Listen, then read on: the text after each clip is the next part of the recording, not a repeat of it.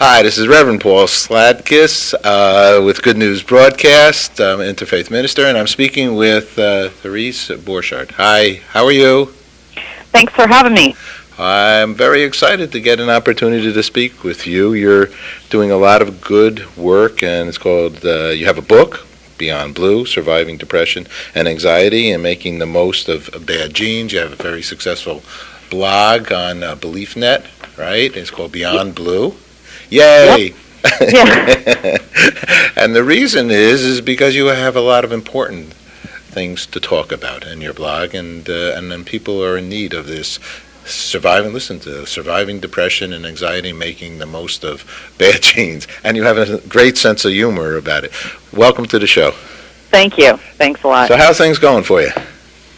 Pretty stable as of today. You know, we just take it one day at a time. That's a key. That's good. That's all right. And what made you ever realize that? To live life one day at a time? Yes.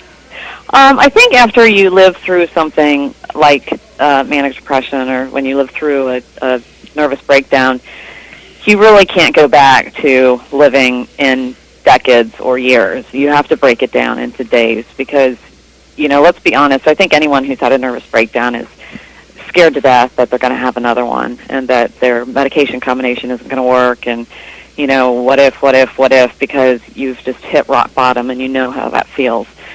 So one of the things that does keep me sane is to break my day down into the smallest segments as possible and just really take baby steps, because that's how I got well, you know, just to take just very small steps and to do one thing at a time. And so that's one of the most important, I think, tools of recovery. What do you think? I mean, you don't have to name names, but how do you think you got into that state initially to be able to then, you know, have the joy of a breakdown? The Joy of a Breakdown. That's a good book, The Joy of a Breakdown. What brought you to the joy? Well, I think when I emerged from my mom's uterus, I was probably, you know, had bad chemistry. I mean, I remember feeling, never feeling quite right, you know, and my aunt was a manic depressive schizophrenic, and I always remember being so scared that I was like her, and she eventually took her life when I was 16. Boy. And I just remember knowing the severity of this thing if you didn't take it seriously enough. And so, you know, I kind of did a lot of things earlier on, eating disorder, alcoholism, types of dysfunctions to sort of close that empty womb inside me. And then in college, I finally really dealt with it. But as you know from Brooke Shields and a lot of media, I think it was the postpartum depression. It was the perfect storm, I say, of mental illness when you have a baby, because not only do you have the hormonal stuff, but in my case, my kid did not sleep more than 3 hours a night for 5 years in a row. Okay. So I think the sleep deprivation will send anybody to the hospital. Sure. And then I also, you know, wanted to be home with them, but that was so isolating. And I'm a person who needs a lot of stimulation from outside. And so I think there were lots of things to sort of kind of create the perfect storm that caused a nervous breakdown that happened to me. Okay. And do you really do you think that it could be genome or genetic, that certain parts of you, you know, are, you know, from the family tree? Yes, I do. I do, and they, you know, more and more research is going into genes that have susceptibilities, that genes that actually are markers for these mental disorders that have the susceptibility genes, you know, that you know you're susceptible. I think my theory is that you're okay if you have bad genes and are born into a good family. You're okay if you have good genes and are born into a bad family. Okay. But if you, not to say that my family is bad, but I don't mean that at all, but it did have a lot of, you know, some trauma and my parents' divorce and stuff like that. And I think if you put a person who has such a strong propensity toward mental illness into a family that's not completely stable, then that's, where you have the problem.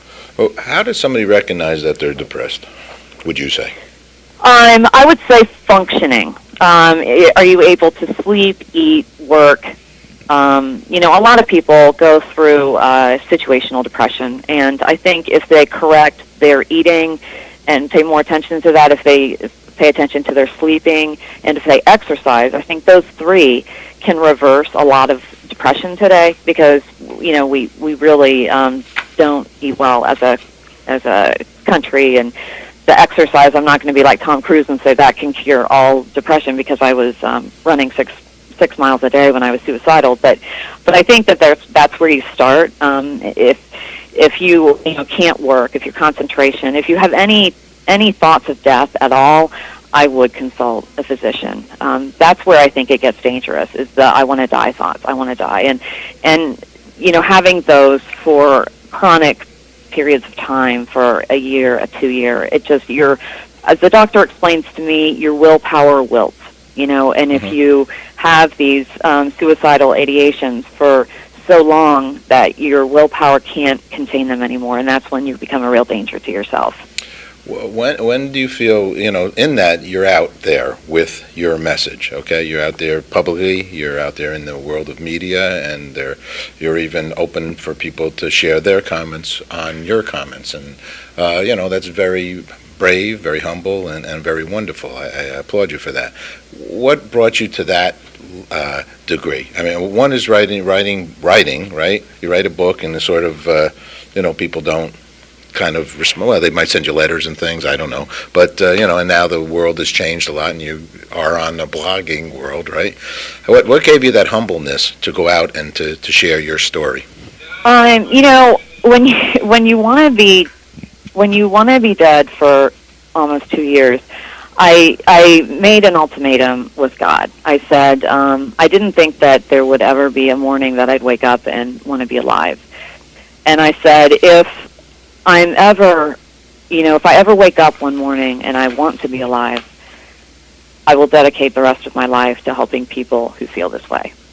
Okay. And that morning did come, and so I was true to my word. And also with my aunt, I just I don't want to quit until I know that had she been alive today, that she would have been diagnosed and treated and given the proper support.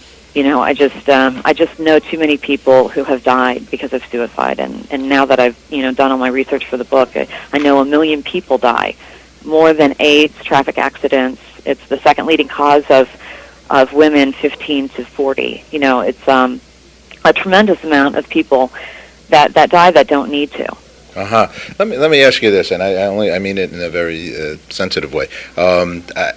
By looking at your picture, unless you've put in a different picture of a person on your book, you're a very attractive woman, in my opinion. Okay, did your appearance? I mean, attractive people might feel, shy. I don't know. In today's glamour, you could be on the cover of Vogue. Okay, in my mind, I'm asking you because I wonder about that, right? Because sometimes attractive people are very shy, and they and maybe a lot has been made. Oh, you're so pretty, you're so pretty. I don't know. Am I way off here on anything? Well, I think people who, I think that's part of the mission, because I don't look like I'm depressed. I mean, I think that a lot of people say a woman who lives in a 2-story home and can go to Starbucks 3 times a week, how the hell does she know what depression feels like, or can gauge pain in any way? I mean, you've had a silver spoon fed to you. And so I think that's part of my mission, is that I look normal and that I behave normally most of the time. Don't overdo it. You only have to interview friends and family to find out that there's many exceptions to that. But I mean, I want people to know that, look, it's not like the person who gets off the public bus with drool coming down her chin. That there's other faces of depression, and to maybe extend some compassion to to people that you wouldn't necessarily think that are depressed. I mean, I look at the difference between when I had my nervous breakdown and when I was on bed rest for my daughter. People were so much more comfortable to, give me casseroles or come over or, do things when I was on bed rest because it's legitimate. You don't shy away with kind of an awkwardness. But with depression, people are like, I don't know what to do with that. Right, sure. And I think that's wrong because I was in more of a danger when I was depressed than I was with my daughter preterm labor, and I think people should help each other and relieve some of the stresses that would relieve some of the depression. Well, a lot of time with celebrity status kind of people, people are like amazed, they have a house, they have this, they have that, and unfortunately, quite often they also have depression and they have problematic lives. Even with their success, they don't know how to handle the success, don't know how to deal with it, right? It's out there. Yeah, and we won't say names, right? Nah, no names. We don't need names. But let me ask you, this is important. What's a stage 4 people pleaser? Well, actually, that's my New Year's resolution, to become less of a people pleaser. I have a tremendous need to have people like me and to have people to be approved by people, to get that approval that I'm caught in that fear of not being liked. And I think that, comes from my childhood and stuff. I have the so same. I want to be free of that. Free of that, all right, because I'm on the same page here. I want to be like, I'm the president, I have been the president of the class always in high school and in college, and I want to be liked, and I'll go crazy to do all I can to be liked. So what should we do here? It's a gift. I think it's a gift. Oh, it's a blessing. Yeah. I think people pleasers do better in business because I bet you can gauge people better than someone who has no clue. But I sort of envy them because they don't go through the turmoil when they learn that somebody doesn't like them. You know what I mean? Uh-huh. Whereas I'm just eaten up. But I don't know if I'm really liked. I just know I'm very accepting of everybody in this world for their opinion and their thoughts, and the other person's, even if they're totally contrary. You have a good. I'm a Gemini, so I was like, yeah, well, that's a good idea. No, that's a good idea. And some people say you're very political. I said I'm not political. I'm just this way. I would just say that is open-minded. I'd okay. say you're more open-minded than I tend to think of a people pleaser as someone who can't. You do things for the feedback. Like I get asked a lot if I can help people get published, and I really want to, and so I've sort of begun this track of just now I have like tons of submissions coming to me, and I'm not a literary agent, but I'm afraid that these people won't like me if I say, look, I don't have time. Okay. The success of the book, how's it going? Beyond Blue, Surviving Depression and Anxiety and Making the Most of Bad Genes. How's it going? Good. I was reviewed on headbutler.com today. Jesse Kornbluth, do you know him? No. He was a contributing editor for Vanity Fair and The New Yorker, but okay. And I was afraid because he's pretty he's very honest. So, but it was a good review, so that made me happy. That's good. So here's techniques you have used in your recovery. Design 12-step mental health programs. Sanity break tips, such as 9 ways to stop obsessing. What's one of those? Yeah, well, most of my blogs are, these lists, like 9 ways to stop obsessing. And so what I did with the book is I took some of my popular blogs and I made them into serenity breaks. Okay. Sanity breaks, excuse me. Because, you have to kind of break up this heavy matter of depression. It's a very weighty topic, I thought, with some kind of lighter things of, look, this is how I tamed the obsession in my head. And, so one of those is like trying to find the humor in it, or having a friend that you can tell your obsessions that he'll, end up making you see it in perspective, that sort of stuff. Confidant type of a person. That's very important for people. Isn't it sometimes, though, the people that have really serious depression, they sort of they hide within their own being and don't even reach out, right?